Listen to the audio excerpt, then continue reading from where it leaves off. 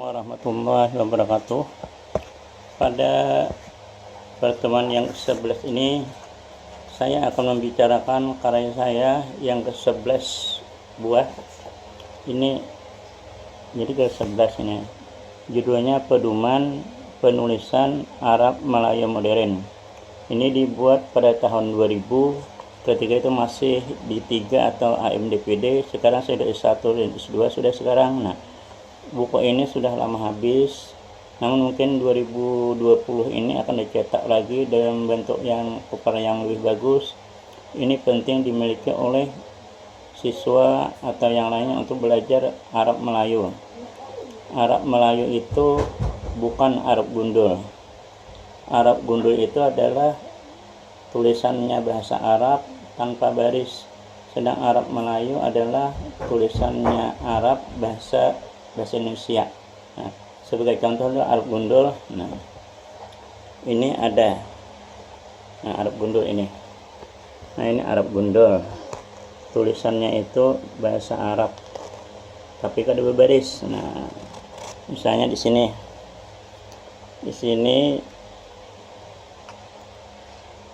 Nah, di sini ta'rifut taharah. Nah, ta'rifut taharah. Nah, itu tidak berbaris. Ada ini bahasa Arab ta'rifut taharah. Nah, ta'rif taharah artinya definisi atau arti taharah itu kan. Nah, itu. Nah, di samping itu atau ini ada sini nih bab. Nah, itu. Sini kan nah, babu miyah. Babu miyah bab tentang air. Nah, itu kan itu Arab. Itu Arab. Jadi Arab gundul itu bahasanya bahasa Arab tapi menulisnya kada berbaris. Nah, itu kan tuh. Nah, ini kan ini terusnya qulu nih kan bahasanya kan ini kalau qulu. Nah, qulu ma in nazzala minas sama'i. Nah, jadi setiap air itu diturunkan dari langit. Nah, au kharaja minal ardi. Nah, itu seperti itu nih Arab gundul namanya. Ini buku ini berbahasa Arab, Arab gundul, Arab kada berbaris. Nah, itu kan kalau Quran itu ada baris-barisnya, atau buku hadis juga ada baris-barisnya. Ini masuk Arab gundul, artinya dibuat dikarang dengan menggunakan bahasa Arab tapi tidak diberi baris. Nah, contoh lainnya Arab gundul adalah ini Jami'us Saghir. Jami'us Saghir ini adalah kitab hadis yang di dalamnya memuat hadis sahih, hadis hasan, hadis lemah atau dhaif, juga ada hadis palsu.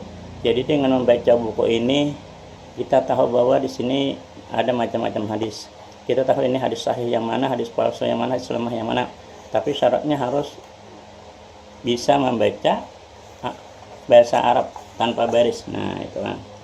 Dan tahu artinya. Jadi bahasa Arab ini syaratnya harus bisa nahu, harus bisa ilmu nahu, ilmu syarab, karena itulah yang bisa bahasanya. Kalau nahu itu aturan-aturan berdepan kah, baris atas, baris bawah atau yang lainnya. Nah, perubahannya, kalau yang perubahan kata itu dari misalnya fa'ala yaqilu fa'lan wa maf'alan bahwa fa'ilun wa jakamaf'ulun. Nah, f'il la taf'il maf'alun alun maf'alun itu misalnya, itu kan dari situ perubahan itu. Fa'ala misalnya itu telah membuat fi'il madhi, yaf'alu atau yaf'ilu sedang membuat, dan misalnya seterusnya. Jadi situ itu dulu kita pelajari. Kalau kita tidak mempelajari nahwu syarab, maka kita tidak bisa membaca kitab Arab gundul. Nah, itu beda dengan Arab Melayu. Arab Melayu kita tidak perlu memperhatikan baris, tidak perlu lagi mengungkap makna, karena sudah apa yang tertulis. Misalnya saya mau pergi ke pasar, maka itulah tulisannya. Nah, sini contohnya Arab Melayu. Nah, ini banyak juga bisi. Nah, ini contohnya kitab pakai Kasful Lisam. Ini semuanya berbahasa bahasa Arab Melayu. Ini tulisannya Arab Melayu tapi bahasanya bahasa kita. Apa yang tertulis itu yang kita baca. Kan beda dengan tadi Arab gundul itu kan. Nah, seperti itu. Ini banyak lagi saya punya itu. Ini juga yang Arab Melayu.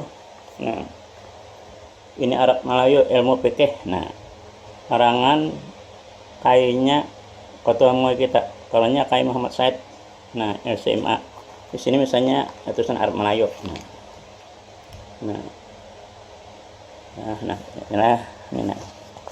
Ini tulisannya. Ini Arab Melayu atau perempuan, tulisannya kan Arab Melayu atau perempuan. Nah, itu kan atau perempuan, sama dipakai tempat air atau lainnya. Nah, itu kan. Nah, itu berarti itu seperti itu. Nah, ini apa yang tertulis?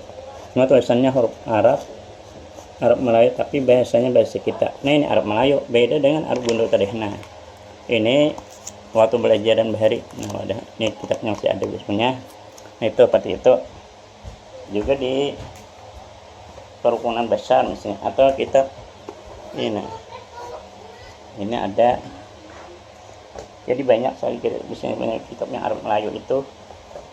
Nah, ini juga yang Arab Melayu itu ada dua, Arab Melayu klasik dan Arab Melayu modern. Arab Melayu klasik itu tidak ada aturan penulisannya. Jadi para pengarang kitab dahulu itu seperti Patani, Syiarus Salikin, Samad Al-Palimbangi, kemudian kitab Sabil Muhtadin karangan Datuk Kelampayan, itu menulisnya belum beraturan, karena belum ada aturan-aturan penulisan Arab Melayu. Maka mereka menulis itu sesuai dengan kehendak mereka. Nah, itu misalnya di sini di Syiarus Salikin. Nah, Syiarus Salikin ini Arabnya Arab Melayu klasik. Nah, itu. Nah, ya, kalau masuk di sini seperti ini. Nah, ini itu senang. Tiada merasai. Nah, kalau aturan sekarang tidak seperti itu. Merasai itu tiada. Nah, merasainya tuh arahnya tuh pakai alif, nih tidak pakai alif. Ini kan yang dulu tidak aturannya. Nah, itu kan seperti itu dengan berat perutnya. Nah, itu kan tiada merasa ia dengan berat perutnya. Itu kan perutnya itu kan, itu mestinya ada wawunya situ. Tapi kalau ini Arab Melayu klasik atau lama seperti itu. Sedang Arab Melayu yang baru yang sesuai saya buat petunjuknya ini. Nah, ini ada. Nah, ini Tarkus selamat, jalan untuk mencapai keselamatan. Tapi bahasanya bahasa Melayu sudah modern itu kan. Nah, sini kita lihat. Nah, Al-Manabiran bagi seseorang. Nah, bagi seorang yang mengerah. Nah, itu kan itu. Seperti ini berarti ini sudah yang modern bagus, sudah aturan penulisannya. Nah, jadi banyak sudah yang Arab Melayu dengan Arab Melayu modern itu seperti ini. Nah, simpanan penting ini buku tasawuf ini karangan orang Samarinda. Nah, tebal itu kan. Nah, betul. Jadi untuk Arab Gundul tadi, ingat Arab Gundul bahasa Arab tidak berbaris, harus diterjemahkan dulu baru tahu artinya. Sedang Arab Melayu, baik Arab Melayu klasik atau Arab Melayu modern, itu tulisannya saja Arab, huruf-huruf Arab, tapi kata-katanya pengertiannya sama bahasa kita. Nah, kalau kami pergi ke pasar tadi kan, kami juga bacaannya pergi ke pasar juga. Itu perbedaan antara Arab Gundul dengan Arab Melayu. Ulangi sekali lagi, Arab Gundul berbahasa Arab, nah kemudian tanpa baris, itu mengertinya harus diartikan dulu. Sedang Arab Melayu tulisannya Arab, bahasanya bahasa kita, pengertian kita. Kalau kami juga hanya tulisannya saja itu. Nah, jadi di sini mengapa kita harus belajar Arab Melayu atau Arab Gundul? Karena kitab-kitab kaum Ahlus Sunnah wal Jamaah itu di dalamnya banyak ilmu pengetahuan. Jadi untuk menggali pengetahuan dari para ulama bahari itu supaya wawasan kita bertambah, lalu di sana kita harus belajar dulu bahasa Arab. Kalau Arab Melayu kita belajar dulu Arab Melayu, menulisnya dan membaca, sehingga dengan demikian kita luar biasa luasnya pengetahuan dibanding orang-orang lain, dibanding yang kitab-kitab Latin.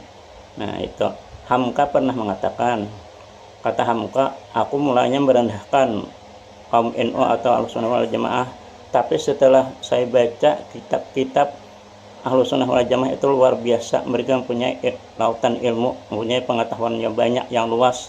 Nah seperti itu. Jadi karena itu saya berminat itu nanti untuk mencetak kembali supaya generasi muda, generasi milenial bisa membaca Arab Melayu sehingga dapat membaca kitab-kitab yang dikarang oleh ulama dahulu. Kalau dari YouTube saja tuh, YouTube itu kan sedikit saja. Nah, terkadang ada paham-paham yang menyesatkan di YouTube itu. Nah, yang mengatakan orang bid'ah macam-macam itu kan tidak bagus. Nah, kita harus bersatu. Nah, jadi dengan ini kita niatnya untuk menambah wawasan.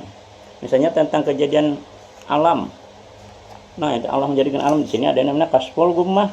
Ya, Melayu menceritakan mulai asal kejadian Allah mencipta manusia dari nur dan seterusnya sampai ke alam dunia, sampai ke itu semua banyak ini kan. Jadi dengan membacanya itu kita tambah wawasan. Nah, demikian untuk hari ini yang ke-11. Salah khilaf mohon maaf. Akhirul kalam. Assalamualaikum warahmatullahi wabarakatuh.